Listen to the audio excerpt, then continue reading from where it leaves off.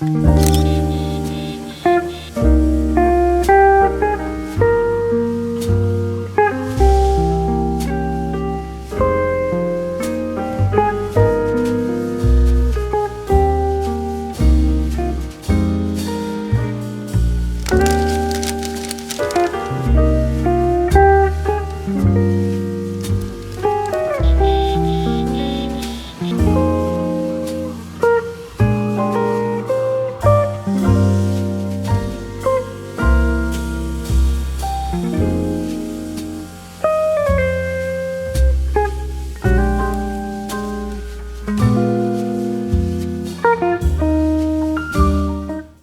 this is the final version of the rainy day sticker sheet, which is now available in my Etsy shop. But it started off in my sketchbook. This is literally the first page of this sketchbook that I started at the beginning of this year. And I had written down some notes of different kind of sticker sheets that I wanted to do around the character Clover. So we've got here, the very first one is the Lucky Leaf Cafe, and I had intended on releasing this Puddle Path one at the same time. I did rename it to Rainy Day instead of Puddle Path just because I felt that it was a little bit more obvious. But I had written down here, rainy day, rain clouds, boots, umbrellas, raindrops, rainbows. And I'd done a few sketches up here, so I had like the little sort of leaf design for an umbrella, a froggy umbrella, this guy here who actually did make it to the sheet itself, and we've got the froggy umbrella here too. So yeah, I'm pleased that I managed to keep a lot of the elements that I had hoped for this sticker sheet. A lot of the other elements have come from like little doodles in my sketchbook, like here's the lily pad design that I came up with, and then I always love drawing these little tulip guys as well. A lot of my sketchbooking comes when I'm actually drawing with my daughter. She is 2, and at the minute she likes to sort of scribble on her own paper and tell me what to draw at the same time. So this is her, and then she told me to draw each of her friends. She did ask me to draw 2 chairs, a sad one and a happy one. It's quite fun actually, just getting her to give me these sort of illustration prompts because they are so very random. As you can see, I then started out with this border, a bit like my recent sheets, and I've brought in some sketchbook pages and just traced over the top of them for the elements that I really liked. I also like to trace over my own stickers to make sure that Clover stays quite consistent. I did try a little lily pad umbrella design, and this is quite cute, I quite like it, but there was just something that wasn't quite working out with it. So I am pleased that I did go with the leaf design in the end, although this is very cute. This is the Peachtober design that I did a few years ago. This is one of the very first times that Clover appeared before she even had a name. So I did really want to include a sticker of this design, but updated really. I also like to compare my sketch with previous sticker sheet designs to see that I'm getting the sizing right. Then I actually did this bit on camera in one of my previous videos. I decided to go for my kind of coloured line work. So if I had a pink raindrop here, for example, it would have a red outline. And I did really like this, but something just wasn't quite working out. The whole sheet didn't look very uniform. There was just something about it that I just wasn't gelling with. So that's when I tried the blue outline for everything. And honestly, I think it made such a difference. The stickers themselves seem to pop so much more. The whole page feels so much more cohesive, because I know that I definitely wanted like the yellow and pink elements as well. I didn't want it all to be very blue. And yeah, then I brought it into InDesign and made all of the cutters for each of the stickers. I knew that I wanted each of the stickers to have a small white border. I think that looks really nice in planners and things, but I'm really pleased that I decided to go for this blue cyan background in the end. I think it just makes the stickers pop so much more. And I also included these sort of little splashy puddle little incidentals just to fill all of the gaps, and I think this just makes it look so pretty. I think one of the biggest lessons that I've learned recently is that people don't just buy artwork, they like to buy a whole experience. I've been having so much fun designing sticker sheets lately, and I've loved experimenting with different themes and different layouts, but my most popular sticker sheet by far, and probably still my personal favourite, has been my mochi and dumpling vending machine sticker sheet. Now, I don't think that's down to the fact that people love snacks and rabbits, although that may play a part. I think a huge part of its success is down to the way that the whole sheet is designed. Instead of placing stickers onto a plain backing card, the backing sheet became part of the artwork itself.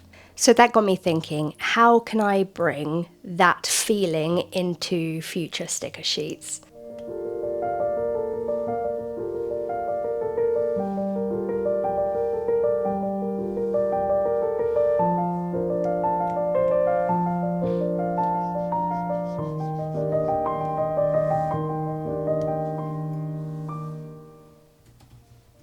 One idea I've been working on recently is a picnic sticker sheet.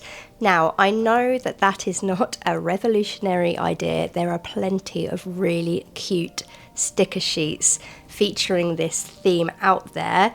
And if I decided to just draw some cute sandwiches and picky bits and put them on a blank background, I'm sure that would look fine, but I really wanted to try something a little bit different to tell a story. So I started thinking about what would make this sticker sheet unique to me. And the idea I came up with was to change the backing sheet into a picnic blanket. So instead of having just a standard background, the blanket would be made up of different coloured fabric squares, some with just block colour, some with a slight pattern in there, and each sticker would sit within its own patch. So now the background isn't just empty space anymore, it helps to tell the story. Usually I would place the title and the social media information in a cute banner at the top and bottom of the sheet. But for this design, I'm adding a sort of grassy border around the blanket, and then the text can sit at the top and bottom in the exact same place that it usually does, but this time it's tied all together. It's a very small change, but it makes everything feel so much more intentional. The more I think about it, the more I realise that the products that catch my eye on the shelves aren't necessarily the ones with the most impressive illustrations. They're the ones that every part of the design has been considered. The illustrations, the layout, the theme, the branding, all of these things together contribute to making a final product. As artists and designers, I feel like it's so easy to put all of our efforts into making the illustrations themselves look beautiful, and of course that's important, but I think it's also important to consider the whole package. Sometimes the thing that makes the product memorable isn't a single piece of artwork, but it's how it all works together, and that's something that I'm challenging myself to do more often. From here on out, I don't want to just ask myself what kind of stickers or themes that I want to draw. I want to ask myself, how should the entire sheet become part of the design? Because ultimately, people aren't just seeing the stickers, they're seeing the entire final product. And if the backing card and the stickers and the typography and everything can all work together, then that will make a much stronger and memorable product. Don't get me wrong, I do believe that there's a place for both ways, and I will be creating some simpler designs in the future as well, but I'm really excited to see where this route takes me. I do think my rainy day sticker sheet works well in a subtle way with the blue background and the little sort of sparkles to tie it all together. So it's obvious that it does work in a simple way, but where possible, I'd like to be just that little bit more inventive, because I actually find it really fun to create something new. I do feel like I get a bit bored having that standard layout of like the banner at the top and bottom and all the stickers in the middle.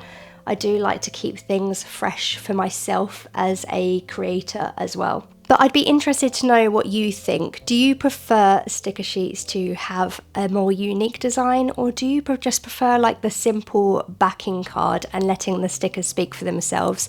I'd be really interested to know.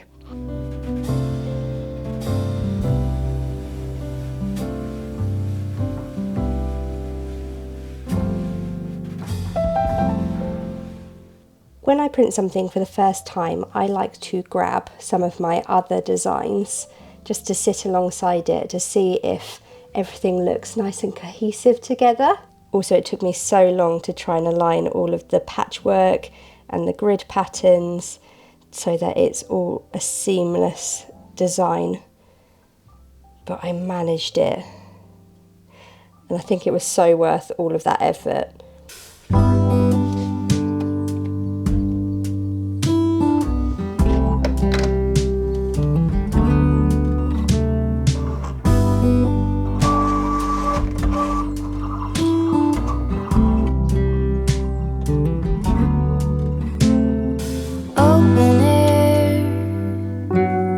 Side by side we sway there in all the colors. Summer love,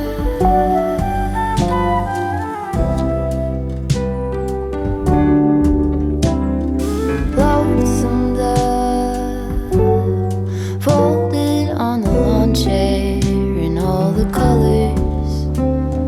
Summer love. I bought this pad from WH Smith, and it is full of lots of different watercolour textures and patterns. I thought it would be really good for my scrapbook, but it's also come in real handy when I'm taking product photos and flat lays. I saw this gingham pattern and thought that it might look quite cool on there. Grass, I could really use some stuff like that.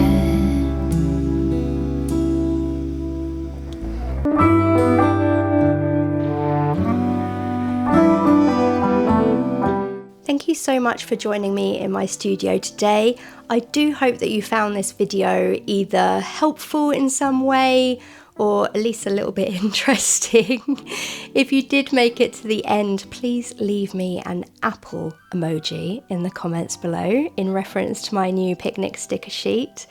And if you did enjoy any of the stickers that you saw in this video, they are now all available on my Etsy shop. I've really been enjoying the process of just uploading new designs to Etsy as and when I design them, as opposed to waiting to do a big shop drop. The link to my Etsy shop is in the description below, or you can search Charly Lane. If you would like to see more videos from me in the future, please remember to subscribe if you haven't already. It really helps me out. And also, YouTube is suggesting that you watch this video of mine next. Thank you so much for watching and have a great week. Bye guys.